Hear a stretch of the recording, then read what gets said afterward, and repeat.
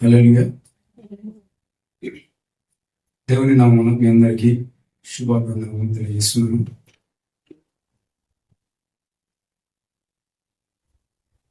ప్రార్థన చేసుకుని వాక్య భాగంలో అందరూ కళ్ళు మూసుకుని ప్రార్థన చేసుకుని.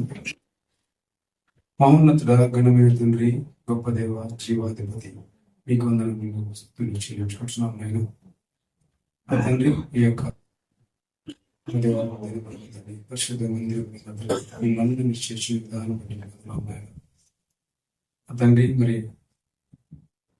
మరి పాటల ద్వారా, ఆరాధన ద్వారా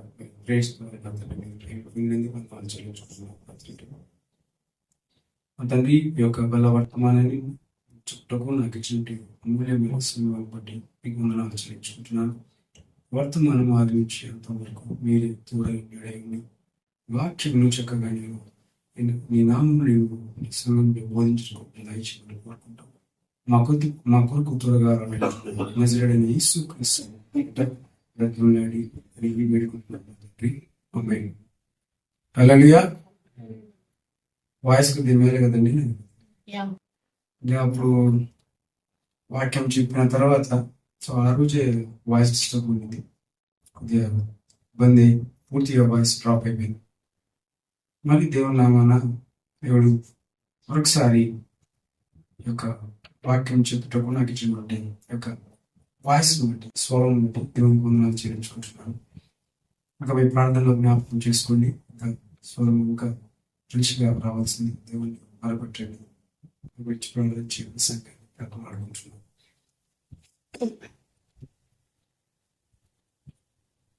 ప్రాముఖ్యమైన విషయంలోకి మనం వెళ్దాం. బల వర్తమానంలోకి. బలలో పాలు పంపులు పంచుకునే ముందు వర్తమానం ద్వారా మనం శుద్ధి చేసుకుని బలలో పాలు పంపులు పంచుకోవాల్సిన వారిగా ఉంటున్నాము. ప్రపంచ దేశాల్లో అంత గందరగోళమైన పరిస్థితుల్లో మనం ఉంటున్నాం. మీడియాల ద్వారా, పత్రికల ద్వారా, ప్రపంచంలోని అన్ని మీడియాల ద్వారా ఏం జరుగుతుందో అర్థం కాని స్థితిలో ప్రతి దేశంలో అలజడి స్టార్ట్ అయిపోయిందండి. వాస్తవమే కదా. సో ఎందుకంటే అంత్య దినములు అంటే దేవుని సంగమా, ఈరోజు దేవుడు మన మధ్యలో ఒక అమూల్యమైన ఒక వాక్యం మన మధ్యలో పెట్టి ఉన్నాడు. అది ఏమంటే, చాలా మంది ఈరోజు ఏమైందంటే యూట్యూబ్లలో, టీవీలలో మనం చూస్తున్నప్పుడు ఎర్రని పేయ అని ఎక్కడ చూసినా ఎర్రని పేయ, ఎక్కడ చూసినా ఓపెన్ చేస్తే ఎర్రని పేయ. సో ఏంటి ఎర్రని పేయ?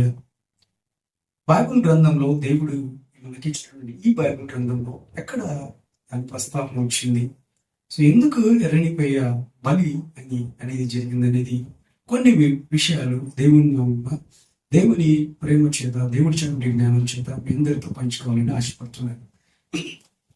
ప్రియ దేవుని సంగమా,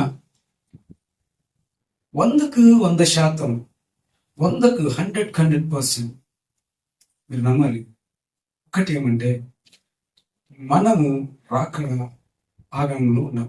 అంటే మనము అంత్య దినాల్లో ఉన్నాం. అవునా కదండి? అంత్య దినాలు క్లియర్గా కనిపిస్తున్నాయి.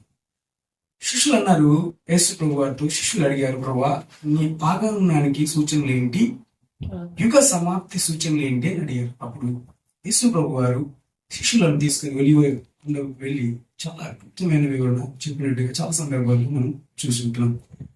చూడండి, దేవుడు ఒకటే వాళ్ళ శిష్యులతో మాట్లాడుతున్నారు. ఈ భూమి మీద ఎన్ని జరుగుతున్నాయి. లాస్ట్ మనం గడిచిన మెసేజ్లలో కొన్ని విషయాలు తెలుసుకున్నాం. భూమిలో ఒక తెలియని, సముద్ర జలములో ఒక తెలియని భయంకరమైన జంతువులు, ఎన్నడూ చూడని జంతువులు భూమి మీదకి రావడం మనం చూస్తుంటున్నాం. సో ఏంటి ఆ జంతువులు? సముద్రంలో బ్రతకవలసిన జంతువులు ఎందుకు వచ్చాయి, ఏంటి అనేది కూడా దేవుడు మనతో చక్కగా మాట్లాడినట్టు కూడా మనం విన్నాం.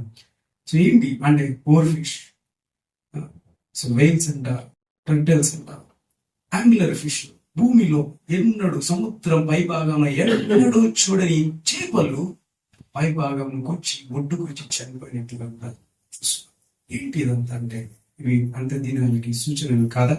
సో ఈరోజు దేవుడు చక్కగా మాట్లాడుతున్న శిష్యులను తీసుకువెళ్ళి మత్తయి సువార్త 24వ అధ్యాయము 32 33 వచనములు. మత్తయి సువార్త బైబిల్ గ్రంథంలో మత్తయి సువార్త 24వ అధ్యాయం 32, 33 వచనములు.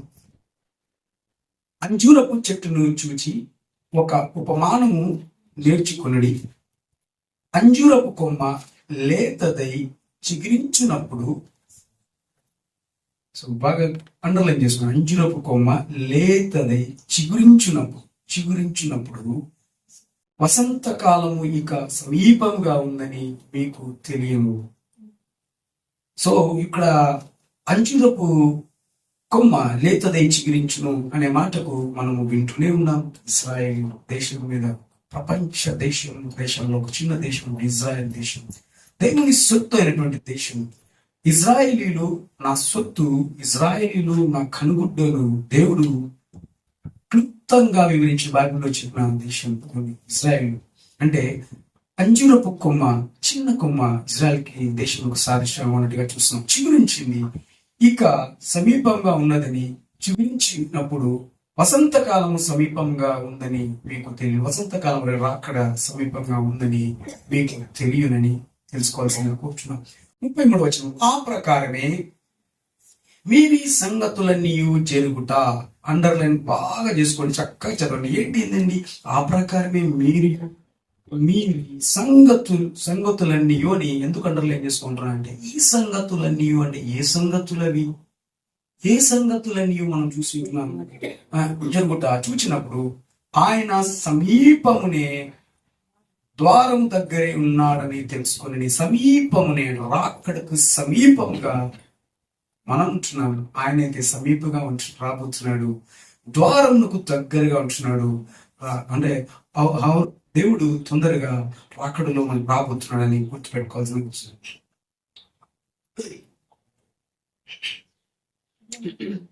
ప్రపంచం అంతటిలో చెదిరిపోయిన ఇజ్రాయేలీలు, ప్రపంచంలో చెదిరిపోయిన ఇజ్రాయేలీలందరూ ఒక్కటే, అనగా ఇజ్రాయేల్ దేశం యొక్క ఆవిర్భావం జరిగింది. అవునా కదండి? ఇజ్రాయెల్లో చెదిరిపోయిన ఇజ్రాయెల్ అంటే చాలా జరిగి ఉంటున్నాయి. హిట్లర్ ఏంటి అంటే మాజీ నియంత హిట్లర్ క్రూరాతి క్రూరంగా, నేను మొన్నటి దినాల్లో యూట్యూబ్ లో ఎందుకు ఈ 2వ ప్రపంచ యుద్ధం గురించి తెలుసుకోవాలి, ఫస్ట్ నేను రాకడకు సూచనలు అదొకటి కదా. మొదటి ప్రపంచ యుద్ధం, 2వ ప్రపంచ యుద్ధం, దయచేసి మీరు కూడా ఎప్పుడో ఒకసారి ఫ్రీగా ఉన్నప్పుడు ప్రేయర్ చేసుకొని, మొదటి ప్రపంచ యుద్ధం ఎప్పుడు జరిగింది, ఎందుకు జరిగింది, 2వ ప్రపంచ యుద్ధం ఎప్పుడు జరిగింది, చిన్నగా వీడియోస్ ఉంటాయి, ఒక 2-3 చూడండి చాలు, మీకు అర్థమైపోతుంది ఏం జరిగింది అనేది. అసలుకి 2వ ప్రపంచ యుద్ధంలో చూసినప్పుడు మాజీ నియంత హిట్లర్ ఎంత భయంకరమైన యూదులను హింస పెట్టి భయంకరంగా చంపినాడు చూస్తే అసలుకి మనం తట్టుకోలేము. అసలు ఇప్పుడు మనం ఎంత హ్యాపీగా ఉన్నామంటే మీకు తెలియదండి. యూదులను ఒక గ్యాస్ ఛాంబర్లో ఒకటే బంధించి 11 లక్షల మందిని గ్యాస్ వదిలేసి, ఒక కెమికల్ వదిలేసి భయంకరంగా చెప్పిన పరిస్థితులు ఉన్నాయి. ఒకటి నాకు ఎక్కడ బాధ అనిపించిందంటే, ఇది ఎందుకు చెప్తున్నానంటే ఈ వాక్యానికి అది లింక్ గా ఉంది. నేనేమి వేరే విషయాలు ఇక్కడ చెప్పటం లేదు. ఒకటి వాళ్ళందరినీ ఈ హిట్లర్ వాళ్ళందరినీ యూదులను అంటే వాళ్ళందరినీ బంధించి ఒక ట్రైన్ లో తీసుకుని వెళ్ళి వాళ్ళ కోసం చాంబర్స్ అన్ని కొన్ని వందల చాంబర్స్ కట్టించి అక్కడ కుటుంబాలంతా అరెస్ట్ చేసి ట్రైన్ గూడ్స్ లో ఎట్లా అంటే తెలుసా, కూర్చోడానికి కూడా ఉండదంట. ఒక్క పెట్టెలో 100 మంది, ఒక్క చిన్న పెట్టెలో దగ్గర అందరు ఇరుక్కొని నిలబడుకున్నారంట. లాక్ చేస్తారు, తీసుకుపోయి వాళ్ళని అక్కడ తీసుకుపోయి వాళ్ళని కష్టపడి అంత దూరం సుదీర్ఘ ప్రయాణం చేసి దిగిన తర్వాత వారి పిల్లల్ని వేరు చేసి, వాళ్ళ భర్తని వేరు చేసి, వాళ్ళ భార్యని వేరు చేసి, ఆడవాళ్ళని మగవాళ్ళని చిరుపుని వేరు చేసి, చివరి చూపు వాళ్ళకి. నాకు ఎంత బాధ అనిపించింది. చివరి చూపు అంటే ఆ ట్రైన్ దిగిన తర్వాత ఇరుక్కపోయి ఆకలిగా ఏం తిన్నారో తెలియదు పాపం, తీసుకుపోయి దిగిన తర్వాత చివరిగా అమ్మ నాన్నని పిల్లలు చూసుకోవాలి, నాన్న పిల్లలను భార్యను భర్త చూసుకోవాలి, భార్యను పిల్లలను భర్తను పిల్లలు భార్య చూసుకోవాలి. చివరి చూపు తర్వాత డివైడ్ అయిపోయిన తర్వాత భయంకరమైన వ్యసన పెట్టించండి. ప్రియ దేవుని సంగమా, మీరు అనుకుంటున్నారేమో అంత ఈజీగా ఇజ్రాయెల్ దేశము సృష్టింపబడలేదని. చెదిరిపోయిన ఇజ్రాయేలీలు దేశం అనేది లేదు. దేశం అనేది ఇజ్రాయేల్ చెదిరిపోయారు. వాళ్ళకున్న దేశాన్ని భయంకరంగా చెదరగొట్టారు. భయంకరమైన క్రూరమైన వాళ్ళని చంపి హింసించినప్పుడు భయంతో చెదిరిపోయినట్టుగా చూస్తున్నాం. అట్టి ఇజ్రాయేలీలు ఒక్కటిగా చేరి చిన్న దేశాన్ని ఏర్పరచుకుని దేవుడు ఎందుకు ఈ మొదటి ప్రపంచ యుద్ధం రెండో ప్రపంచ యుద్ధం జరిగిందంటే ఖచ్చితంగా జరగవలసిందని. జరిగిన తర్వాత చెదిరిపోయిన చిన్న సంఘం, చిన్న మనుషులు, చిన్న అందరు ఏకమైపోయి ఈరోజు ప్రపంచాన్ని శాసించే దేశంగా ఇజ్రాయెల్ ఏర్పడింది. హల్లెలూయా. అంటే ఇజ్రాయెల్ అంటే గుండెల్లో వణుకు, తెలియని భయము ప్రపంచానికి ఉంది. కానీ ఇజ్రాయెల్ పైన అలా ఉంటారు కానీ ఇజ్రాయెల్ నాశనాన్ని కోరుకుంటున్నారు. కానీ ఇజ్రాయెల్ ని కాపాడువాడు కునుకడు, నిద్రపోడు. ఎవరిని వాళ్ళని అంతం చేయడం ఎవరికీ సాధ్యపడదు. వారిని అంతం చేయబోతున్న మరుక్షణం అంతం కాకమునికే దేవుడు మరీ తిరిగి రాబోతున్నాడు. కానీ ఏంటి చూద్దాం. ఇజ్రాయెల్ చూడండి, ఇజ్రాయెల్ దేశానికి టెల్ అవీవ్ రాజధానిగా ఉండింది ఒకప్పుడు. టెల్ అవీవ్ ఇజ్రాయెల్ దేశం స్థాపించబడిన తర్వాత ఎప్పుడు స్థాపించబడింది ఇజ్రాయెల్ దేశం? 1948 మే 14 ఇజ్రాయెల్ దేశము ఆవిర్భవించింది. 1948 మే 14. ఇంకా గుర్తుపెట్టుకోండి. తర్వాత టెల్ అవీవ్ రాజధానిగా ఉండింది. కానీ వాళ్ళకి ఏది రాజధాని కూడా దేవుడు ఎక్కడికి రాబోతున్నాడు? యెరూషలేం రాజధానిగా ఉండాలి. వాళ్ళ ఆలోచన యూదుల. కానీ అప్పుడు టెల్ అవీవ్ రాజధానిగా ఉన్నప్పుడు వాళ్ళు మొరపెట్టుకున్నప్పుడు ప్రపంచ దేశాన్ని ఐక్యరాజ్య సమితిని అడిగారు, అందరిని అడిగారు, కానీ ఎవరు ఒప్పుకోలేదు. కానీ అంతో ఇంతో దేవుని యొక్క బైబిల్ వాక్యాన్ని ఎరిగిన ట్రంప్ అనే నేత ఏం చేసినాడంటే ఇజ్రాయెల్ దేశానికి టెల్ అవీవ్ ను క్యాన్సిల్ చేస్తూ రాజధానిగా జెరూసలేంని చేసి ఉంటున్నాడు. ఎందుకు అంటే ఈ యొక్క ఎర్రని పేయ ఏంటి అనేది కూడా ఈ యొక్క నేను చెప్పే మాటలకు 100% ఆధారపడి ఉంది. రాజధానిగా చేస్తున్నాడు. దేవుని ఎరిగిన డొనాల్డ్ ట్రంప్ దేవుడు యెరూషలేమును రాజధానిగా చేసి ఎంత ధైర్యంగా ఇచ్చేసినాడు. మన భారతదేశం కూడా యాంటీగా ఓటేసింది, ఐక్యరాజ్య సమితికి సపోర్ట్ చేస్తూ మాకు కూడా టెల్ అవీవే రాజధాని ఉండాలి, యెరూషలేం ఉండకూడదని కూడా భారతదేశంలో తమంతు పాత్ర కూడా వహించింది. కానీ ట్రంప్ అనేవాడు ఖచ్చితంగా ఇజ్రాయెల్ కి ఏం చేసినాడంటే జెరూసలేం రాజధాని చేసినాడు. సో ఇక్కడ చూడండి, ఇప్పుడు ఏమైంది, ఎందుకు ఇవన్నీ చెప్తున్నా అంటే చిన్న బేసిక్ ఫండమెంటల్స్ లేకుండా మనము వాక్యంలోకి వెళ్ళడం కూడా ఇష్టం లేదు. చూడండి, వాంగ్ లైట్ అనే ఒక శాస్త్రవేత్త ఆర్కియాలజిస్ట్ ఏం చేసినట్టు వాంగ్ లైట్ అనే ఆర్కియాలజిస్ట్ ఏం చేసినట్టే రీసెంట్ గా ఇజ్రాయెల్ దేశం కింద తవ్వకాలు జరుగుతున్నప్పుడు కుమ్రాన్ గుహల్లో తవ్వకాలు జరుగుతున్నప్పుడు ఏం జరిగింది, అక్కడ ఏం కనిపించిందంటే చూడండి ఏమైంది, మందసం దొరికింది. ఏమైంది, మందసము కనుక్కున్నారు. మందసాన్ని తర్వాత ఈ యెరూషలేం యొక్క నమూనాను సొలొమోను తయారు చేసిన యెరూషలేం నమూనా కూడా దొరికింది. అది కూడా కనుక్కునేసినారు. సో ఇజ్రాయెల్ ఏం నమ్ముతారంటే దేవుడు ఇంకా మెస్సయా రావాలి, యేసు ప్రభువు వారు దేవుడు కాదు అనే ఫీలింగ్ లో ఉన్నారు. కానీ నిజంగా ఒక రోజు వాళ్ళే మొరపెట్టుకునే రోజులు మనం చూస్తాం. కానీ వాళ్ళు ఏం చేస్తున్నారంటే ఇంకా పాత నిబంధన గ్రంథంలోనే ఇంకా వాళ్ళు కొనసాగిస్తున్నట్టుగా క్లుప్తంగా దేవుడు ఈ రోజు మాట్లాడబోతున్నాడు. కానీ నేను ఏం చేయాలనేది కూడా ఈ యొక్క వాక్యం ద్వారా దేవుడు మనకు తెలుపబోతున్నాడు. రాంగ్ లైట్ అనే శాస్త్రవేత్త ఆర్కియాలజిస్ట్ తవ్వకాలు జరిపినప్పుడు సొలొమోన్ మారే ఈ యొక్క యెరూషలేం యొక్క నమూనా అది దొరికింది. ఏమైంది, మందసం కూడా దొరికినట్టుగా చూస్తున్నాం. అయిపోయింది, దొరికింది. తర్వాత ఇర్మియా ఒకసారి చూడండి, ఇర్మియా గ్రంథము 3వ అధ్యాయం 16వ వచనంలో దేవుడు ఏమంటున్నాడంటే ఏవైతే ఇంకా మీరు పాతవి నేను వచ్చి మీకోసము సిలువలో బలియాగమై రక్తము చిందించి మిమ్మల్ని విముక్తునిగా చేసిన విషయాన్ని కూడా మనం తెలుస్తున్నాం. కానీ ఇశ్రాయేలు దేశంలోని యూదులకు వారికి ఇంకా తెలియటం లేదు. కానీ ఇక్కడ చూడండి, వాళ్ళు ఇంకా ఆచరిస్తున్నారు. దేవుడు చక్కగా ఇర్మియా ద్వారా ఇర్మియా గ్రంథము 3వ అధ్యాయము 16వ వచనంలో ఒకసారి చదవండి. ఎవరైనా మీరు ఆ దేశంలో అభివృద్ధి పొంది విస్తరించు దినములలో జనులు యెహోవా నిబంధన మందసమని ఇకను చెప్పరు. యెహోవా నిబంధన మందసమని ఇకను చెప్పరు. అది వారి మనసులోనికి రాదు. దానిని జ్ఞాపకం దానిని జ్ఞాపకము చేసుకొనరు, అది పోయినందుకు చింతపడరు, అది పోయినందుకు చింతపడరు, ఇక మీదట దాన్ని చేయరాదు. ఇక మీదట దాన్ని చెయ్యరాదు. ఇదే యెహోవా వాక్కు. ఇదే యెహోవా వాక్కు. అసలు ఇదే యెహోవా వాక్కు అంతే. ఇంకా కానీ ఏం జరుగుతుంది? ఇంకా అదే చేయాలని చూస్తున్నారు. అదే చేయాలి, అదే మందసాన్ని రెడీ చేసుకుంటున్నారు. మొత్తం అదే చేయాలి, కానీ అది జరగవలసింది. ఏం చేయలేము దాన్ని. దేవుడు రాకడకు సూచన బైబిల్లో ఏదైతే చేయకూడదని ఉంది దేవుడు వాక్ ఇచ్చినాడో, కానీ వాళ్ళు రిపీట్ చేయాలని చూస్తున్నారు. అది జరగవలసినది. చూద్దాం. కానీ అక్కడ డుమాఫ్రాక్ ఇక్కడ ఏమైంది? యెరూషలేములో ఏమైంది?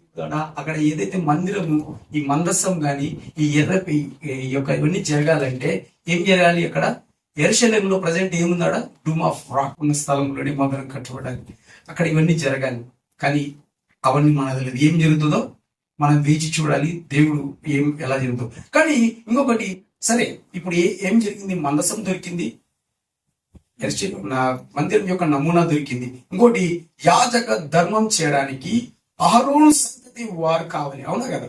యాజక ధర్మం చేయడానికి అహరోను సంతతి వారు కావాలి. కానీ వారిని కూడా డిఎన్ఏ సహకారంతో కనుక్కున్నారంట. కొన్ని డిఎన్ఏస్ తీసుకుని కొందరిని అది వాళ్ళు కూడా దొరికినారు. ఆ సంతతి వారు కూడా దొరికేసినారు. ఎలా అంటే ఆఫ్రికా ఖండంలో ప్రత్యేకమైన ప్రాంతంలో వారి కళ్ళను బట్టి అహరోను సంతతి వారిని ఎలా కనుక్కున్నారంటే, ఆఫ్రికా ఖండంలో ఒక ప్రత్యేకమైన ప్రాంతంలో వారి కన్నులను బట్టి అహరోను సంతతి వారిని, ఆ గోత్రం వారిని కనుక్కున్నారు.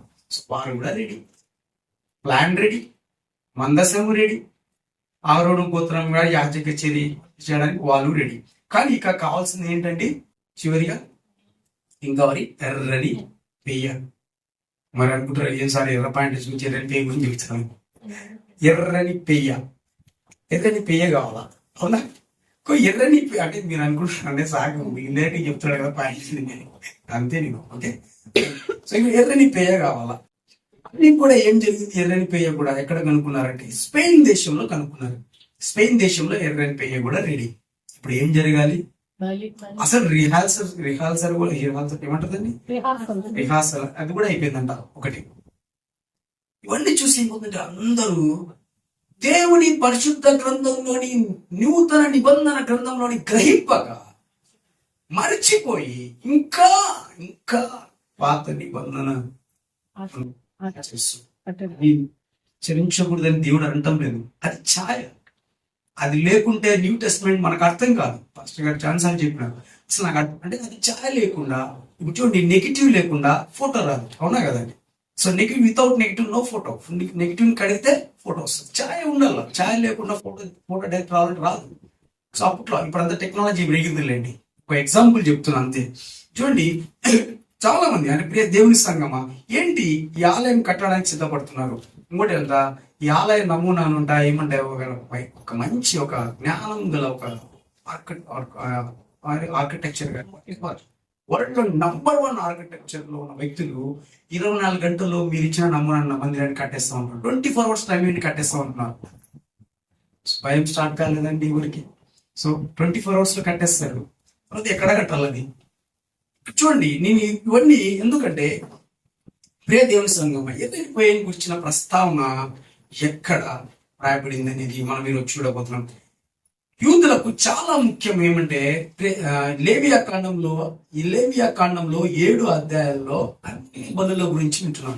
చాలా బలులు ఉన్నాయి లేవియా కాండంలో 7 అధ్యాయాల్లో, 1 నుంచి 7 అధ్యాయాలలో బలులు. సో బలులు ఏమంటే మొట్టమొదటి అధ్యాయంలో ఒక ఫాస్ట్ గా చెప్పుకుంటూ వెళ్తాను. మొట్టమొదటి అధ్యాయంలో దహన బలి, ఓకే. 2వ అధ్యాయంలో నైవేద్య బలి, చదువుకోండి మీరు ఇంటికి వెళ్ళిన తర్వాత. 3వ అధ్యాయంలో సమాధాన బలి, 4వ అధ్యాయంలో పాప పరిహార్థ బలి, 5వ అధ్యాయం మొదలుకొని 7 దాకా అపరాధ పరిహార్థ బలులు. ఇవి అన్ని బలులు. కానీ ఇన్ని బలులు ఉన్నాయి, ఎర్రబయ్య బలి ఎందుకు లేదు లేవియా కాండంలో అంటే దేవుడు అక్కడ రాయించాడు.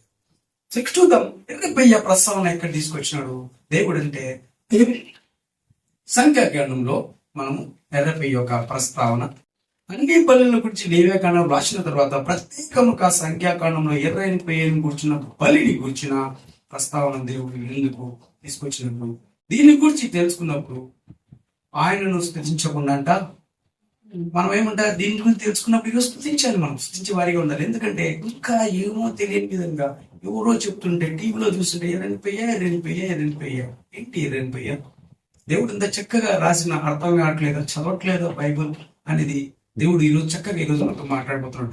నిజంగా ఈ యొక్క వాక్యాన్ని చెప్పడానికి నాకు ఇచ్చిన దేవుడి చెవిటి ఈ యొక్క వాక్యం బట్టి వందనాలు దేవుని తెలుస్తున్నా. ఆయన చూడండి, ఈ యొక్క రమ్యమైన 80 యొక్క బలి వివరాలు ఇంకా తప్పక ఎక్కడంట 40 ఇక్కడ ఎర్రని పెయ్య బలి జరిగింది. ఎక్కడ అవసరం పడింది ఎర్రని పెయ్య, ఎక్కడ బలి అవసరం పడింది, దేవుడు ఎక్కడ దాని బలి ప్రణాళిక రచించినాడంటే ఉందంటే 40 సంవత్సరాలు ఇజ్రాయేలీలు సినాయి అరణ్యంలో వారి మార్గంలో 40 సంవత్సరాలు ఇజ్రాయేలీలు ఐగుప్తు నుండి కానాన్ వరకు ఆ 40 సంవత్సరాల ప్రయాణం, సినాయి అడవుల్లో ప్రయాణంలో ఆ యొక్క అంటే ఏదైనా అపవిత్రత అంటుకున్నప్పుడు ఆ అపవిత్రతను వారి నుంచి తీసివేసి పవిత్రులుగా చేయడానికి ఆ ఎర్రని పేయ యొక్క బలి త్యాగం జరిగినట్టుగా బైబిల్లో చక్కగా రాయబడింది. చూద్దాం. ఇదంట వారు నియమించిన ఒక కట్టడి అంట. ఎర్ర పెయ్య బలి కట్టడి. సో ఏంటి అంటే ఇప్పుడు క్లుప్తంగా మనం బైబిల్ వాక్యంలోకి వెళ్దాం. చాలా బాగా వినండి. ఒకసారి రాయడం రాసుకోవడం మాత్రం మర్చిపోవద్దు. ఇంటికి పోయిన తర్వాత సంఖ్యాకాండం 19వ అధ్యాయం చివరి దాకా చక్కగా చదవండి, మీకు అర్థమైపోతుంది. సంఖ్యాకాండము 19వ అధ్యాయము 1 వచనం నుండి చదువుకుంటూ వెళ్దాం. నేనే చదువుతూ క్లుప్తంగా వివరిస్తాను, దయచేసి సహకరించండి. అడిగినప్పుడు నాకు సపోర్ట్ గా చదవండి. యెహోవా మోషే అహరోనులకు ఇలాగు సెలవించెను. తీసినారండి బైబిల్, సంఖ్యాకాండం 19వ అధ్యాయం. యెహోవా మోషే అహరోనులకు ఇలాగు సెలవించెను. యెహోవా ఆజ్ఞాపించిన ధర్మశాస్త్ర విధి ఏమనగా, ఇజ్రాయేలీలు కలంకము లేనిదియు మచ్చ లేనిదియు ఎప్పుడునూ కాడి మోయనిదియునైనా ఎర్ర పెయ్యను నీ యొద్దకు తీసుకొని రావాలని వారితో చెప్పుము అని చెప్పాను. అంటే చూడండి, యెహోవా ఏమంటాడు, మోషే అహరోనుతో ఇలా సెలవిస్తున్నాడు, కలంకము లేనిది, కలంకమే లేదు ఆ యొక్క ఆ పెయ్యకు, మచ్చ లేనిది. మచ్చ అంటే ఏంటండి? ఎక్కడ రిమార్క్ ఉండదు నీ జీవితంలో. ఎప్పుడు ఒక్క రిమార్క్ ఉన్న వాళ్ళు కూడా అన్ఫిట్ ఫర్ దేవుడి విషయంలో మాత్రం రిమార్క్ ఉంటే మాత్రం కరెక్ట్. చూడండి, ఎప్పుడు నువ్వు కాడి మోయనిది అయినా ఎర్రని పేయను యుద్ధకు తీసుకుని రావాలని వారితో చెప్పుము. 3వ వచనం, మీరు యాజకుడైన ఎలియాజరుకు దాన్ని అప్పగించవాలని. తీసుకొచ్చి ఎవరికి అప్పచెప్పాలంట? యాజక ధర్మం నెరవేర్చు ఎలియాజరు యొక్క గారికి అప్పచెప్పాలంట. అప్పచెప్పవలేదు. ఒకడు పాలెం వెలుపలికి దాన్ని తోలుకొని పోయి, అప్పచెప్పిన తర్వాత ఒకడు దాన్ని ఏం చేస్తాడంట, దాన్ని పాలెం వెలుపలికి తోలుకొని పోయి అతని ఎదుట దానిని వధింపవలేను. అండర్లైన్, అతని ఎదుట దానిని వధింపవలేను. అక్కడ యాజకుడి వధించాలి ఆయన, అవునా? యాజకుని ఎదుట దానిని ఇంకొక వ్యక్తి దాన్ని వధింపాలి. అది ఎవరు చూడాలి? యాజకుడు చూస్తున్నారు, అవునా? దాని అర్థం చూడండి. 4వ వచనము, యాజకుడైన ఎలియాజరు దాని రక్తంలోని కొంచెము వెన్నితో తీసుకొని, యాజకుడు వధించిన తర్వాత యాజకుడైన ఎలియాజరు దాని రక్తమును కొంచెము వేళ్ళతో కూడా కాదాడ, వేలితో చదివేటప్పుడు వేలితో తీసుకొని ప్రత్యక్ష గుడారం ఎదుట ఆ రక్తంలో కొంచెము 7 మారులు ప్రోక్షింపవలేను. కొంచెం 7 మార్లు ప్రోక్షింపాలి. జస్ట్ ఐ థింక్ ఫాస్ట్ కూడా కొట్టకూడదేమో, స్లోగా 7 మార్లు ప్రోక్షింపాలి, అవునా? తర్వాత యాజకుడైన ఎలియాజరు రక్తంలో కొంచెం వేలితో తీసుకుని ప్రత్యక్ష గుడారం ఎదుట ఆ రక్తంలో కొంచెం 7 మార్లు ప్రోక్షింపవలేను. 5వ వచనము, అతని కన్నుల ఎదుట ఒకడు ఆ పెయ్యను దహింపవలేను. ఏం జరుగుతుందండి? అంతా ఎలియాజరు కన్ను లేదు, యాజకుని కన్ను ఎదుట జరగాల్సిందే. ఇక్కడ ఏమంటే ఇక్కడ మనం ఇది ఓల్డ్ టెస్ట్మెంట్ లో మనం తర్వాత కొన్ని డిస్కస్ చేద్దాం. ఇవన్నీ ఎవరు ఎదురు జరుగుతున్నాయి? అతని కన్నుల ఎదుట, యాజకుని కన్నుల ఎదుట ఏంది ఆ ఎదుట ఒకడు ఆ పెయ్యను దహింపవలేను, దాని చర్మమును మాంసమును రక్తమును పేడయును దహింపవలేను. ఏమేమంట? చర్మము, రక్తము, మాంసము, పేడయు దహింపవలేను. ఎవరి ఎదుట? వేరే వ్యక్తి యాజకుడి ఎదుట దహింపాలి. అవునా? మరియు ఆ యాజకుడు తర్వాత యాజకుడు ఏం చేయాలి? ఇప్పుడు యాజకుని పాత్ర అంటే ఇప్పుడు యాజకుడు ఏం చేయాలి అంటే దేవదారు కర్రను, 2 హిస్సోపును, రక్తవర్ణపు నూలును తీసుకుని ఆ పెయ్యను కాల్చుచున్న అగ్నిలో వాటిని వేయవలేను. దేవుని సంగమా, ఇక్కడ చాలా ప్రాముఖ్యమైన విషయాల్లోకి మనం వెళ్తున్నాం. ఎందుకు యాజకుడు దేవదారు కర్ర, హిస్సోపు, రక్తవర్ణపు నూలే ఆయనకు ఆ పవర్స్ అవి టచ్ చేసినాడు. అవి టచ్ చేసి ఆయన్నే వేయాల.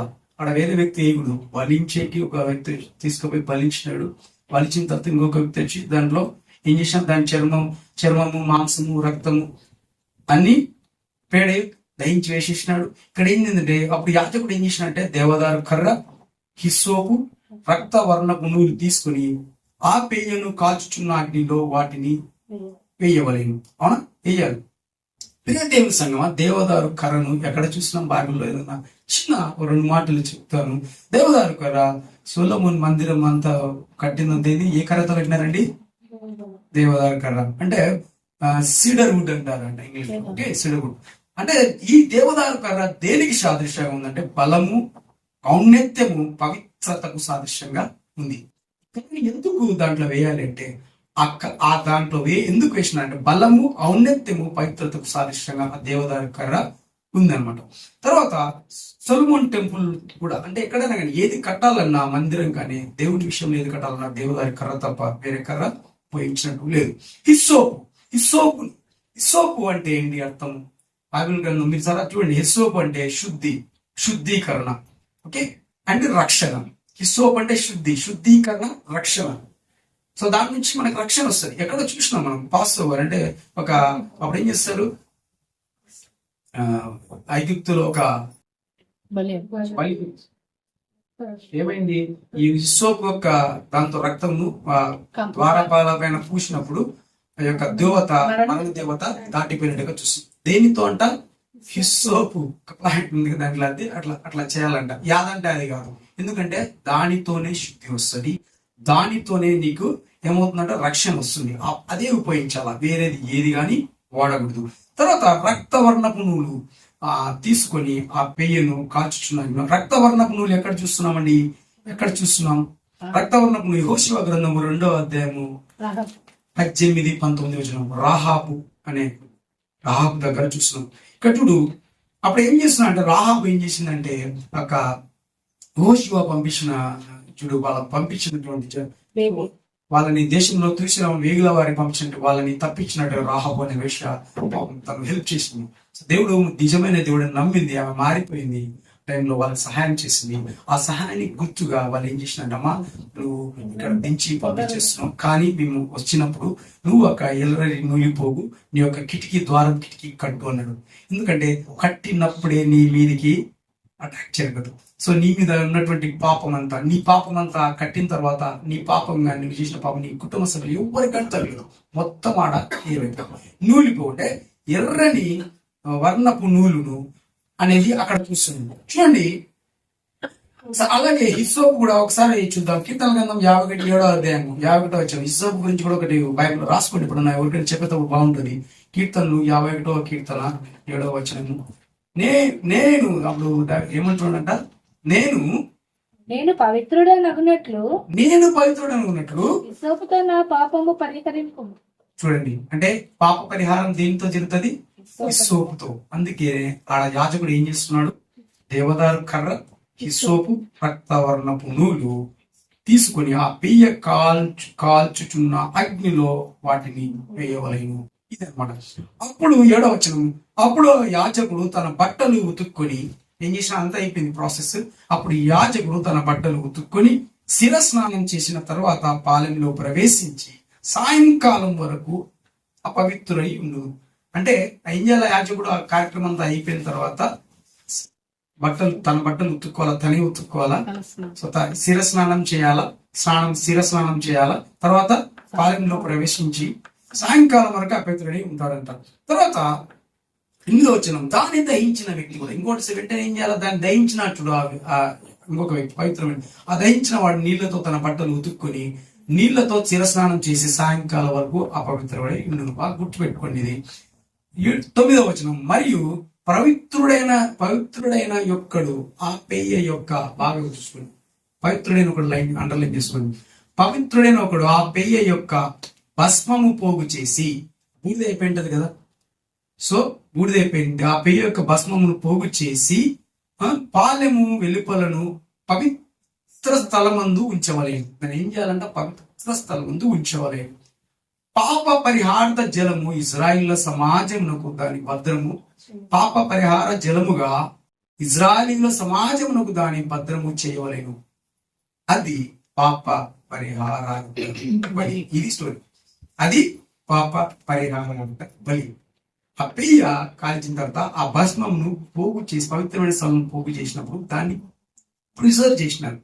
అదే పాప పరిహారార్థ బలి. దానికి సంబంధించిన భస్మమే ఆ ఎర్రని పెయ్య యొక్క అన్ని భస్మమే భావించినారు.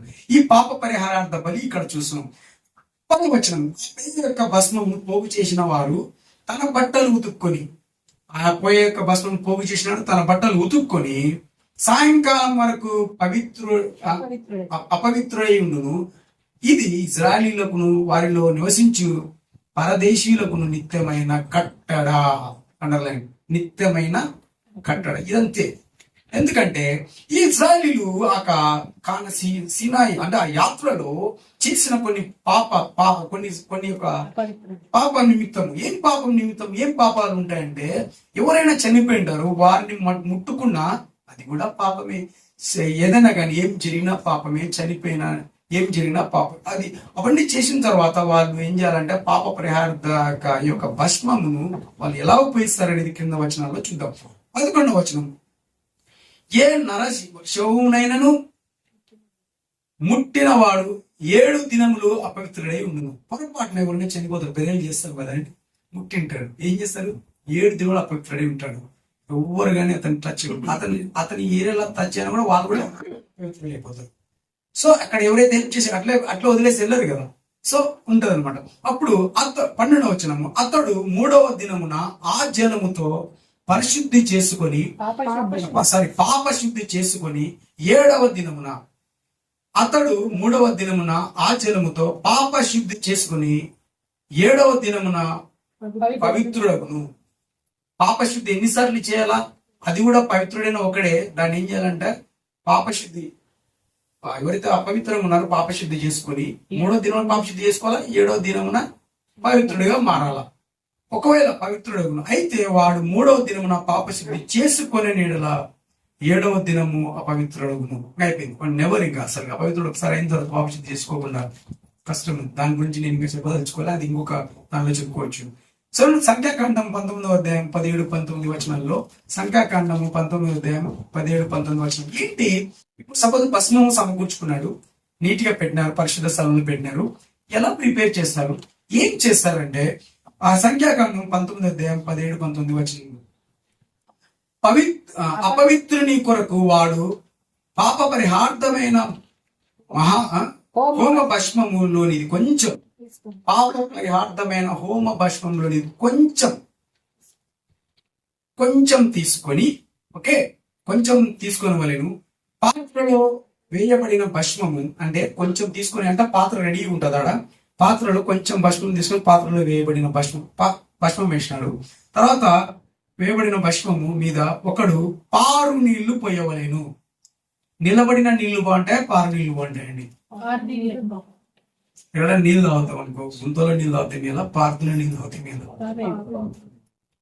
సో పారే నీళ్లు అంటే శుద్ధంగా ఉంటాయి, శుద్ధ జలంగా ఉంటాయి. పారుతుండే ఎవరు తేడా, ఎంత తేటగా ఉన్నాయి కదా, సనంలో పోయి చూసినాం అనుకో, నీళ్ళు ఎక్కడ పారుతుండే తేటగా పోతుండే. దాంట్లో ఎంత క్లారిటీ అంటే ప్యూరిఫైడ్ వాటర్, అవి ఎటువంటి ఫిల్టర్ అవసరం లేదు.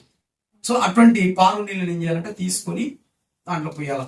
ఆ నీటిని దాంట్లో ఈ సోపును అద్ది పాప పరిహార్థం ఏదైతే చేస్తున్నారో వాళ్ళకి చల్లాల వాళ్ళ మీద 3వ దినం విడిపించాలి, శుద్ధులు చేయాలి. ఇది దీనికోసమే ఎర్రని పెయ్య దేవుడు వారికి కట్టడి. అంతేగాని ఎర్రని పెయ్య కట్టడి. ఇప్పుడు ఎర్రని పెయ్య ఏంటి? ఎర్రని పెయ్య అంటే ఒకసారి చూద్దాం. హెబ్రీయులకు రాసిన పత్రిక. దేవుడు పాత నిబంధన గ్రంథంలో ఎర్రని పెయ్యని గురించిన ప్రస్తావన ఆ రోజు ఇశ్రాయేలీయుల యొక్క పాపము చేసి ఉంటారేమో అని చెప్పేసి ఆ యొక్క ఎర్రని పెయ్య ద్వారా ఆ యొక్క ప్రాసెస్ ఏమైతే జరిగిందో ఇక్కడ ఒకటి చూద్దాం. యాజకుడు ఇక్కడ చూడండి, కలంకం లేనిది. మరొకసారి సంఖ్యాకాండము 19వ అధ్యాయం 2వ వచనం చదువు. యెహోవా ఆజ్ఞాపించిన ధర్మశాస్త్రం ఇది ఏమనగా ఇశ్రాయేలీయులు కలంకము లేనిది. దేవుని సంగమా, దేవుడు కలంకం ఉన్నవాడు. దేవుడు దేవాది దేవుడు. ఈ లోకాన్ని సృష్టించిన దేవుడు. నిన్న నేడు నిరంతరము ఏకరీతి ఉన్న దేవుడు ఏం చేసిన? కలంకం లేని వాడి భూమిలో ఎవడన్నా ఉన్నాడా? కలంకం లేని వాళ్ళు ఎవరు ఉన్నారు? ఎవరు ఒక్కరి చేతులు ఎత్తి ప్రపంచం అంతా ఎదుగుదాం. ఎవరు? అందరూ పాపం చేశారు. సో కలంకం లేనివాడు, మచ్చ లేనివాడు, ఎక్కడ రిమార్క్ ఉండకూడదు. ఇతను ఈయన ఇట్లా అని అనిపించుకుంటే అన్ఫిట్. ఎక్కడ రిమార్క్ లేని యేసు ప్రభు వారు కలంకం లేకుండా దేవుడు నరరూపిగా ఈ లోకానికి వచ్చి ఈ యొక్క ఎర్రని పెయ్య సాదృశ్యం. దేవుడు ఎవరంటే యేసు ప్రభు వారు ఎర్రని పెయ్యకు సాదృశ్యంగా బలియాగం చేసి ఉంటున్నాడు. చూద్దాం ఒకసారి. ఇక్కడ హెబ్రీయులకు రాసిన పత్రిక 9వ అధ్యాయం 12-14 వచనములు. మేకల యొక్కయు కోడెల యొక్కయు రక్తముతో కాక తన స్వరక్తముతో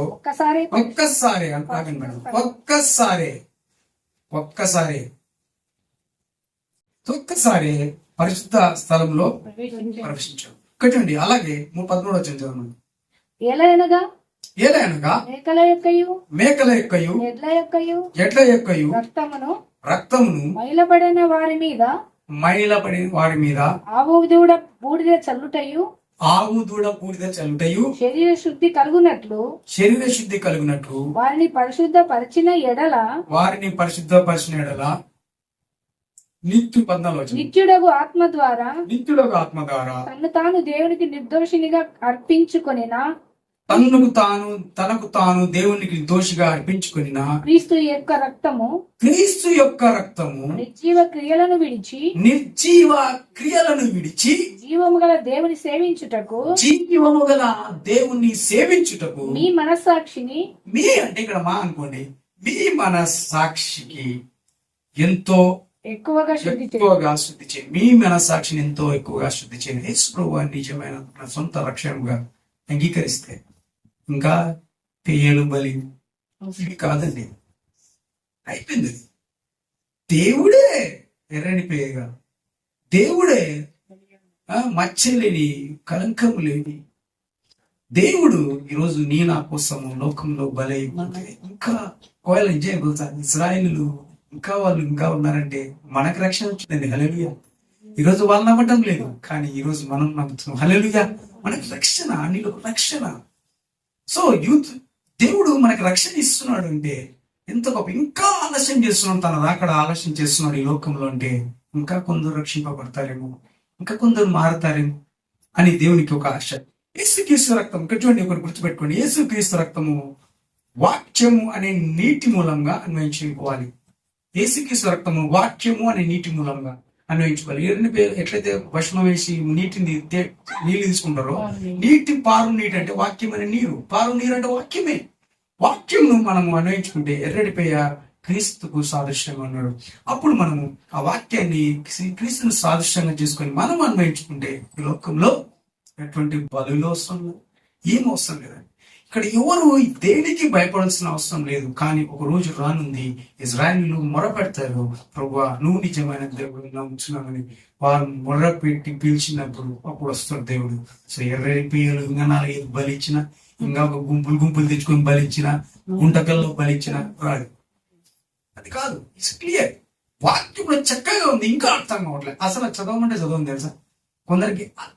అసలు ఎందుకు ఉంది, వేరే బైబిల్స్ ఉంటాయి, ఇక్కడ చదవమంటే చదవరు. నిజంది ఎవరు నమ్మరు. నిజమైన మాటలు, దేవుని మాటలు ఎవరు వింటలేరు. ఇలా దేవుని సంఘమా, ఈరోజు చాలా సంతోషం ఉంది. మన సంఘం అయితే వింటది, అవునా కదండి? హల్లెలూయా గట్టి చెప్పండి, హల్లెలూయా. మన సంఘం వింటది. మన సంఘం దేవుని వాక్యాన్ని చక్కగా వెంబడిస్తారు. ఎందుకంటే మన సంఘ కాపరి యాజకుడు కూడా దేవుని నామాన ఈరోజు మనకి మంచి యాజకుడు దొరికినాడంటే ఎంత సంతోషం ఉంది. కలంకం లేనిది, మచ్చ లేనిది, లోకంలో ఏది ఆశించకుండా. ఈరోజు సార్కి హెల్త్ బాగాలేదనే విషయం నాకు కూడా తెలియదండి. యాక్చువల్లీ నేనే సరిగా లేను, కానీ నా పరిస్థితి బాగలేదు. నీకు హెల్త్ బాగుంటలేదు నాకు, సో నేను కొంచెం బిజీగా ఉన్నా, వర్క్స్ ఉన్నాయి, ఊరికి వెళ్ళాలని చెప్పేసి సెలవు పెట్టకుండా వర్క్ చేసుకుంటున్నా. సో కానీ అప్పుడు నాకు ఈ యాచక ధర్మం అంటే, సరే యేసుప్రభు వారు యాచకుడిగా వచ్చిన అది కాదు. మన పాస్టర్ గురించి ఒక్కసారి నేను నిర్వహించుకుంటే కొద్దిగా అనిపించింది, నిజం అనిపించింది. ఎన్నిసార్లు యాజక ధర్మము మన పట్ల నిర్వహించగలుగుతాం. రోజు నిజంగా ఫస్ట్ వచ్చినప్పుడు సార్ అంటాడు ఎవరు రాలేదు అంటాడు, కానీ లోపల నచ్చుకుంటుంటాడు ఇంకా ఎవరు రాలేదు, ఇంకా ఎవరు రాలేదు. అసలు చర్చ అంతా నిండిపోవాలా, సంఘం పెద్దది, ఎవరు రాలేదు, ఎంతో బాధ ఉంటుంది తెలుసా. ఈరోజు నేను అనుకున్నా, ప్రభా నేను వాక్యం చెప్పింది ఎక్కడ అన్న ప్రార్థన చేసినాడు పిలిపన్న, ఎక్కడ ఇద్దరు ముగ్గురు కూడి, ఇద్దరు ముగ్గురు కాదు, ఎక్కడ ఇద్దరు ముగ్గురు అంటే బయట ఎక్కడన్నా చర్చిలో కూడా కూడకుంటే ఎట్లాంటి ఇద్దరు ముగ్గురు. సో దేవుడికి ఎంత అవమానం, దేవుడు ఎంత బాధపడతాడు. ఎక్కడ ఇద్దరు ముగ్గురు కూడి ఉంటే అక్కడ ఉంటా అన్నాడు. చర్చ్ అయితే ఆయనదే, ఆయన అక్కడే ఉంటాడు. సో ఆ దేవుణ్ణి మనము అన్వయించుకోవాలి. చూడండి, బాగా చూడండి, మత్తయి సువార్త 11:28-30 దేవుడు చక్కగా నీట్ గా చెప్తున్నాడు, చాలా నీట్ గా వివరిస్తున్నాడు. ఇంకా ఎర్రటి పెయ్యలు, ఇంకా బలులు, ఇంకా ఏమన్నా ఉన్నాయా తీసేయండి. ఈరోజు మీరు ఎర్రని పెయ్య అంటే ఈ రోజు మీరే చదువుకోండి, దేవుడి మీద చక్కగా మాట్లాడు. 19వ సంఖ్యాకాండము చదవండి, మళ్ళీ చదవండి, మళ్ళీ చదవండి. దేవుడు నీట్ గా మాట్లాడతాడు. కొన్ని వందల వేల మందికి మీరు చూపచ్చు సువార్త. సో చూడండి మత్తయి సువార్త 11:28-30. ప్రయాసపడి భారం మోచున్న సమస్త జనులారా నా యుద్ధకు రండి, నేను మీకు విశ్రాంతిని కలుగ చేస్తాను. ప్రయాసపడి భారం మోచున్న సమస్త జనులారా, ఇంకా మీరు ప్రయాసపడుతున్నారు. ఇంకా ఈ లోకంలో ఇంకా వేరే చూసుకుంటూ, ఇంకా పెయ్యలు చూసుకుంటారు. ఇంకా ఇట్లా జరుగుతుందేమో, అబ్బా ఎర్షలేము కట్టేస్తున్నారంట, ఇంకా అయిపోయింది, రెడ్ ఇచ్చినారంట, అది కనిపించిందంట రష్యాలో. రష్యా కాదు, స్పెయిన్ లో అయిపోయిందంట. అస్సలు ఎట్లయిపోయిందంటే యూట్యూబర్లకి ఎర్రటి పెయ్య, ఆ పెయ్యలు అయితే ఉడుకుతాయి కొన్ని రోజులు పోతే. అసలు ఆ పెయ్యకి సంబంధమే లేదు. పాపం ప్రశాంత్ ఎర్రగా పుట్టినందుకు దానికి బల్లి అనిపిస్తున్నారు. అది ఎప్పుడో పల్లె అనిపించి పోయింది, అది లేదు ఇక్కడ. దాన్ని మళ్ళీ చంపుతున్నారు. అది అనుకుంటది, ప్రభా ఇదేం ప్రభా, ఇంత నీటిగా రాస్తే కూడా వీళ్ళకి అర్థమైతే లేదు. నేను ఏం చేయాలా ప్రభా, ఎర్రగా పుట్టడం నా దరిద్రం ప్రభా, నేను తప్పు చేశాను అనుకుంటది. అంటే పెయ్య దొరికితే వదులుతట్లేదు, అందుకే అన్ని చుక్కలు పుడుతున్నాయి, తోకగాడ చుక్కలు అన్ని. కానీ లాస్ట్ కి కనుక్కున్నారు, ఈ లోపల పెయింటేజ్ కానీ తెస్తున్నారు. దానికి ఏమైనా స్పాట్ ఉంటే పెయింటేజ్ కూడా ఎర్ర పెయింట్ చేస్తున్నారు. అంటే నిష్ట ఉంది వాళ్ళకి, కాదను. ఆ నిష్ట ఏదో దేవుణ్ణి పెరిగి నిజంగా దేవుడు ఇచ్చున్నాడు. దేవుడు మన కోసం శిలువయాగం వహించినాడు. దేవుడు అనేది ఒక్కరన్నా గ్రహిస్తున్నారు. ప్రియ దేవుని సంగమా, నిజంగా అన్యులమైన మనకు, యూదులం కాకపోయినా దేవుడు మనకి రక్షణ ఇచ్చినటువంటి ఎర్రటి పేయ గురించి చక్కగా విని ఈ రోజు ధైర్యంగా ఉండగలుగుతాను. చూడండి, అదే రక్షణ. దేవుడు సంతోషపడతాడు. ఈ రోజు చూడండి మత్తయి సువార్త చూడండి 29 నేను స్వాత్వికుడును, దీన మనసు గలవాడను గనుక మీ మీద నా కాడి ఎత్తుకొని ఇంకా కాడి మోస్తారా? మీరు ఎన్నడూ కాడి మోయని పేయని తెస్తారా? కాడిని మోసి తీసుకొచ్చినాడు ఈ గల్గొత్తా కొండ మీదకి దేవుడు. ఇంకా నువ్వు మోస్తావా దాన్ని?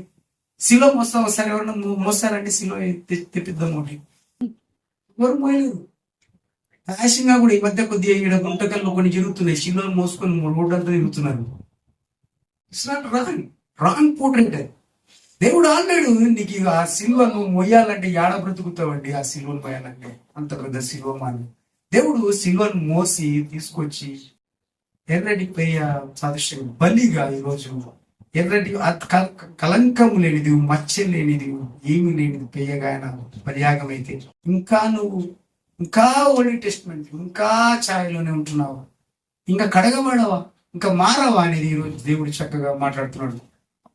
ఏదనగా నా కాడి సులువుగాను నా భారం తేలిగ్గాను ఉన్నవి. హల్లెలూయా. నా కాడి సులువుగా ఉంది, బరువు పెట్టుకోవద్దండి. మీరు ఏం అవసరం లేదు. నా భారము తేలికగా ఉంది, నా భారం తేలికగా. దేవుడు ఒక్కటే అంటున్నాడు. ఏం చేయమంటున్నాడు బాబు? మరి చెప్తున్నాయి ఈ మాటలు. అంటే ఏమంటున్నాడు? అబద్ధం ఆడొద్దు, దొంగ సాక్ష్యం చెప్పొద్దు, తప్పు చేయొద్దు. నెగిటివ్ అనేది తప్పు, దేవునికని అనేది విరుద్ధమైన పని భూమి మీద మానవునిగా నువ్వు చెయ్యొద్దు అంటున్నాడు. నువ్వు ఎప్పుడు నిజాయితీగా బ్రతుకు, నిజాయితీగా ఉండు, నాకు మొరపెట్టు, నేను నీకు ఉత్తరం ఇస్తా అంటున్నాడు. నువ్వు నేను మొరపెడుతున్నావా? ఇంకా ఇంకా ఇంకా ఏమన్నా ఆలోచిస్తున్నాం ఈరోజు. దేవుడు చాలా చక్కగా మాట. కీర్తనల గ్రంథము 1వ అధ్యాయం 1 నుంచి 6 వచనాలు, అది చిన్న పిల్లలు కూడా చెప్తారు. కానీ 1వ అధ్యాయం 1 నుంచి 6 వచనాలు, దుష్టుల ఆలోచన చెప్పుకున్నాడు, ఒక పాపల మార్గం నిలువగా, ఉపహాసకులు కూర్చుండు చోటు కూర్చుండగా. ఇవే కదండి దేవుడు అడిగింది. దుష్టుల ఆలోచన చెప్పులనే సంతోషంగా ఉంటారు. ఇప్పుడు అపహాసులు ఎక్కడుంటే అక్కడే ఉంటావు. మంచి పాస్టర్ ఉన్నాడు, పాస్టర్ పక్కన ఎవరు ఉండరు. గ్రూప్ వేరే ఉంటే ఆడ నిలబడి ఉంటారు. కానీ పాస్టర్ దగ్గరకు వస్తే నిలబడదాం అనేది కొంచెం తక్కువ ఆలోచిస్తారు. పాస్టర్ దగ్గర ఉంటే పొద్దు మూకులు ప్రార్థన అంటున్నా పోయినా నాతో కాదు ఇలా. సో కీర్తనలు 1 నుంచి 6 వచనాలు చదివితే కూడా అయిపోతుంది. అది ఫాలో అయితే కూడా జాలిగా చాలా ఉన్నాయి అనుకోండి. సో అది మీకు తెలుసు. చూడండి, అలాగే హెబ్రీయులకు రాసిన పత్రిక 9వ అధ్యాయం 12వ వచనం, 12, 13, 14 వచనం. ఈయనైతే పాపముల నిమిత్తమే సదాకాలము నిలిచి ఒక్క బలి అర్పించి, అండర్లైన్, సదాకాలము నిలిచి ఒక్క బలి అర్పించి, అప్పటి నుండి తన శత్రువులకు తమ పాదములకు పాద పీఠముగా చేపడు వరకు కనిపెట్టుచు, తమ శత్రువులు తమ పాద పీఠంగా చేపడు వరకు కనిపెట్టుచు దేవుడి కుడి పార్శ్వమున ఆసీనుడాయను. హల్లెలూయా. ఎవరండి? దేవుడు పోయినాడు, కుడి పార్శ్వంలో కూర్చోన్నాడు, వస్తాడు మళ్ళా. తండ్రి, కుమార, పరిశుద్ధాత్మ దేవుడే. ఎర్రటిపయ్య దేవుడు, యాజకుడు యేసుక్రీస్తే, ఎర్రటిపయ్య యేసుక్రీస్తు. అలా అర్థమవుతే చాలు, చాలా నీట్ గా అర్థమయ్యే విధంగా దేవుడి చిత్తమైతే ఈ వాక్యం ఇంకా కొనసాగింపులో పాస్టర్ గారు కూడా దీన్ని మనకి సపోర్ట్ గా ఏదైనా చెప్పగలిగితే ఇంకా క్లారిటీ వస్తామని దేవుని కోరుకుంటున్నాం. 14వ వచనము, ఒక్క అర్పణ చేత ఆయన పరిశుద్ధ ఈయన చదవండి మేడం ఒకసారి. ఒక్క అర్పణ చేత ఈయన పరిశుద్ధపరచబడు వారిని సదాకాలమునకు సంపూర్ణులుగా చేసి ఉన్నారు. సదాకాలమునకు సంపూర్ణులుగా చేస్తుంది. సదాకాలము నీతో నేను జీవించేదను యేసయ్యా. ఎంత మంచి పాట అంటే సదాకాలం లేదు. Next Sunday, Monday, Tuesday miss అయిపోతాం.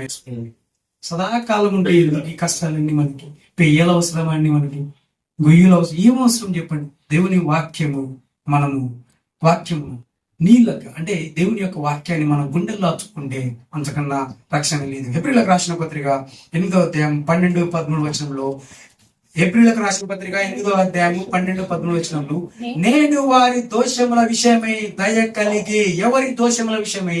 మన దోషముల విషయమై యేసు వారు దయ కలిగి ఆయన నరుపై లోకానికి వచ్చి మన పాప భారమంతా, నీ పాప భారమంతా ప్రభు యేసు మోసెగా, నీ పాప గాయములను ఆ యేసు మాన్పెగా, సమానమైన ప్రేమ గనుమా ఈ సువార్తను లోకాన చాటగా